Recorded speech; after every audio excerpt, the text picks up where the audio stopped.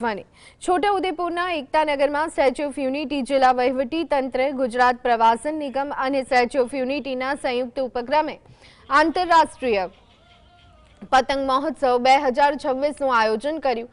Dam view point 1માં આયોજિત આ મહોત્સવનું ઉદ્ઘાટન જળ સંપત્તિ અને પાણી પુરવઠા રાજ્યકક્ષાના મંત્રી ઈશ્વરસિંહ પટેલે કર્યું। 21 દેશના 45 વિદેશી અને ભારતના 34 પતંગબાજો સહિત કુલ 79 પતંગબાજોએ રંગબેરંગી વિશાળ પતંગો ઉડાવી આકાશને શોભાવ્યું। આ મહોત્સવે ગુજરાતના પ્રવાસનને વૈશ્વિક સ્તરે પ્રોત્સાહન આપ્યું હતું। યુનિટી ખાતે પતંગ મહોત્સવ જોવા આવેલા પ્રવાસીઓ છે તેની સાથે આપણે વાત કરીશું। આ આંતરરાષ્ટ્રીય પતંગ મહોત્સવમાં પ્રવાસીઓ પણ મોટી સંખ્યામાં ઉમટ્યા છે। અહીંયા આવેલા પ્રવાસીઓ સાથે વાત કરીશું। આપને પતંગ મહોત્સવ કેવો લાગ્યો? ખૂબ આનંદ આવે છે પતંગ મહોત્સવમાં અને સરસ બધું લાગે છે। અહીંયાનું વાતાવરણ કેવું? અહીંનું વાતાવરણ ખૂબ જ સરસ છે। બધા આંતરરાષ્ટ્રીયથી બધા લોકો આવ્યા છે અને જે ભારત સાથે ભળે મળે છે।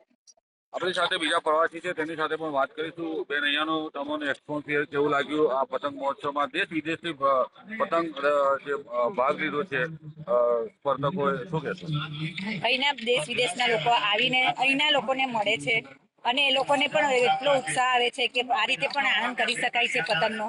જે તમે ધાબા પર કરો છો અહીંયા લોકોની સાથે ભેગા મળીને જે કરવામાં એ લોકોને મજા પડે છે અને લોકોને અલગ અલગ જાતની અલગ અલગ વેરાયટી પ્રમાણે પતંગો જોવા મળે છે। હું અહીંની જ છું રહેવાસી, પણ અહીંયા ફેસ્ટિવલ જોઈને અમે બધાને થાય છે કે ચલો આપણા ઘર આને પતંગ ઉત્સવ થાય છે તો આપણે જોવા જઈએ। આ હતા પ્રવાસીઓ પતંગ મહોત્સવ જોવા માટે આવ્યા છે। તેઓને એક આનંદ છે, પોતાના ઘર આંગણે આંતરરાષ્ટ્રીય પતંગ મહોત્સવની મજા માણે છે। રફીક ધણીવાલા, GSTV, નર્મદા।